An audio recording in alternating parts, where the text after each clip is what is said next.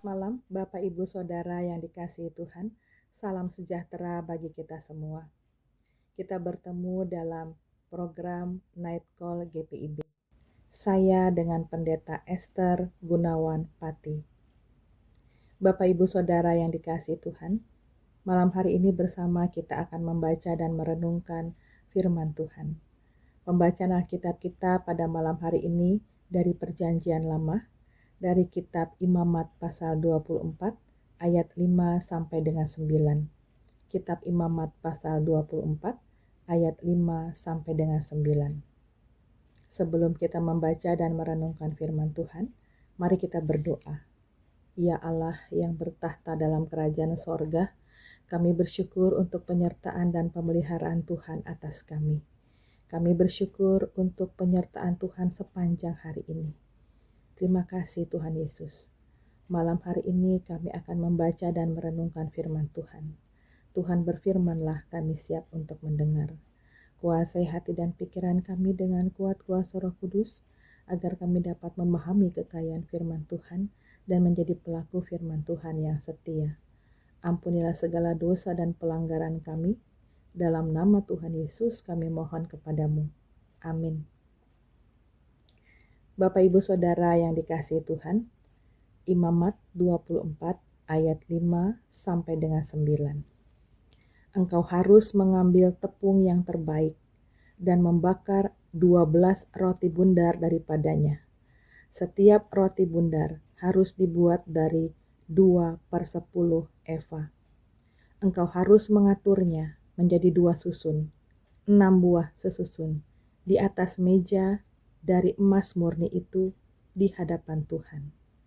Engkau harus membubuh kemenyan tulen di atas tiap-tiap susun.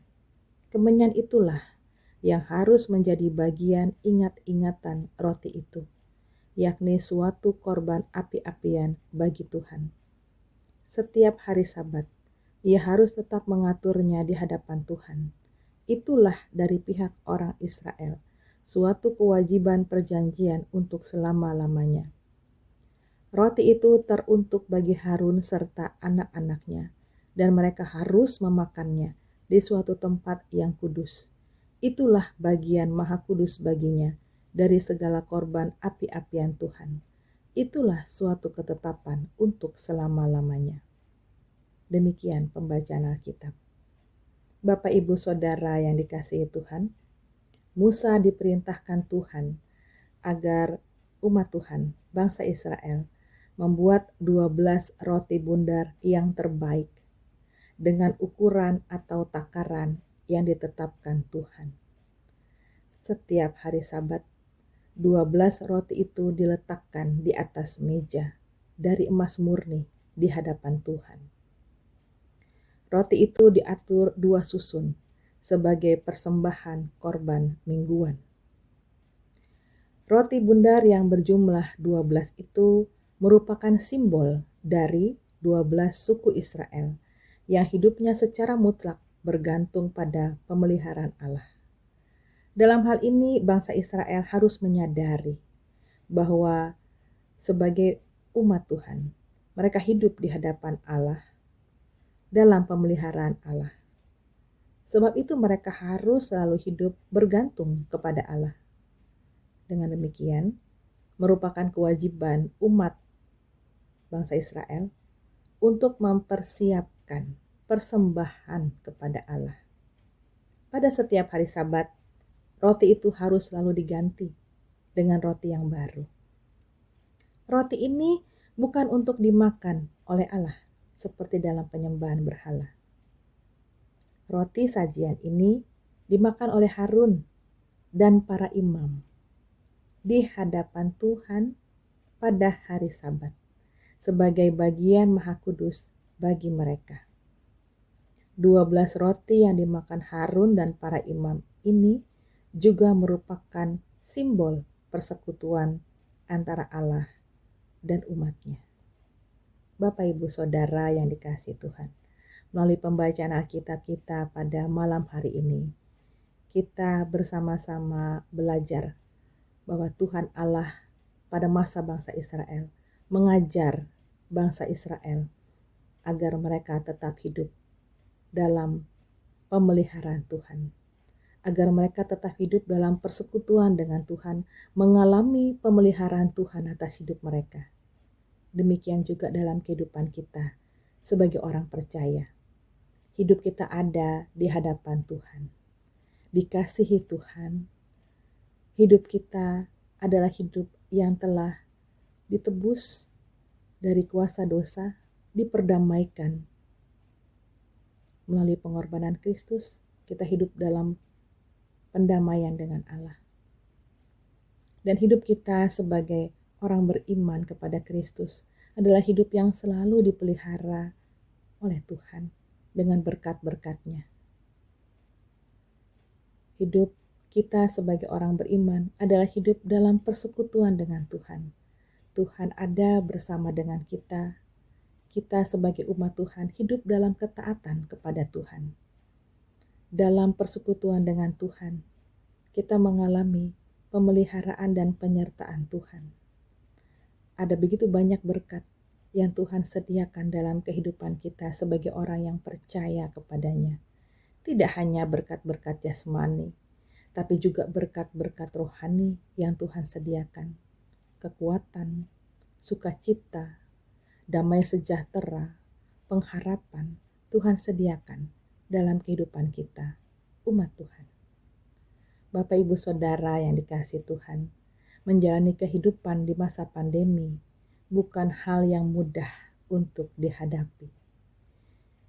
Ada begitu banyak perubahan, atau ada begitu banyak perkembangan dalam kehidupan kita yang seringkali membuat kita gentar, membuat kita cemas, membuat kita takut, bahkan mungkin membuat kita tidak berdaya. Namun firman Tuhan pada malam hari ini mengingatkan, hidup orang beriman, hidup orang percaya adalah hidup di hadapan Tuhan. Hidup dalam persekutuan dengan Tuhan, yang dipelihara Tuhan dengan kekuatan kasih-Nya. Itulah sebabnya hidup orang beriman harus selalu berada dalam persekutuan dengan Tuhan. Walaupun kehidupan sulit untuk dihadapi, walaupun ada begitu banyak perubahan yang harus kita terima, ingatlah bahwa kita ada dalam persekutuan dengan Tuhan. Hidup berada dalam pemeliharaan Tuhan. Tuhan yang berkuasa atas kehidupan kita. Bapak Ibu Saudara yang dikasihi Tuhan, mari terus menjalani kehidupan sebagai orang beriman yang tetap ada di hadapan Tuhan, dipelihara dengan kekuatan kasih-Nya. Mari mengalami penyertaan dan pemeliharaan Tuhan dalam kehidupan kita. Tuhan sangat mengasihi kita, dan Tuhan bertanggung jawab memelihara kehidupan kita, memberikan berkat-berkat-Nya dalam kehidupan kita. Bapak, Ibu, Saudara yang dikasihi Tuhan, mari terus ada dalam persekutuan dengan Tuhan, dan teruslah mengalami penyertaan dan pemeliharaan Tuhan yang sempurna. Bapak, Ibu, Saudara yang dikasihi Tuhan, mari kita berdoa. Ya Allah yang Maha Kasih, kami bersyukur untuk firman Tuhan yang bersama telah kami dengar. Berikanlah kami kekuatan untuk kami menjadi pelaku firman Tuhan yang setia. Tuhan Yesus, teruslah Tuhan berjalan bersama dengan kami dalam kami menapaki hari-hari kehidupan kami. Buatlah kami memilih untuk tetap berada dalam persekutuan dengan Tuhan, mengalami penyertaan dan pemeliharaan Tuhan yang sempurna dalam hidup kami ini, yang membuat kami hidup semakin takut akan Tuhan, semakin mengasihi Tuhan, dan bergiat memuliakan Tuhan. Sertai kehidupan kami, Tuhan Yesus. Malam hari ini saat kami beristirahat, kiranya Tuhan memberkati istirahat kami, dan berkenanlah Tuhan membangunkan kami esok hari dengan kekuatan, dengan berkat dan rahmat Tuhan yang baru. Terima kasih Tuhan Yesus. Dalam nama Tuhan Yesus kami berdoa dan bersyukur kepadamu. Amin.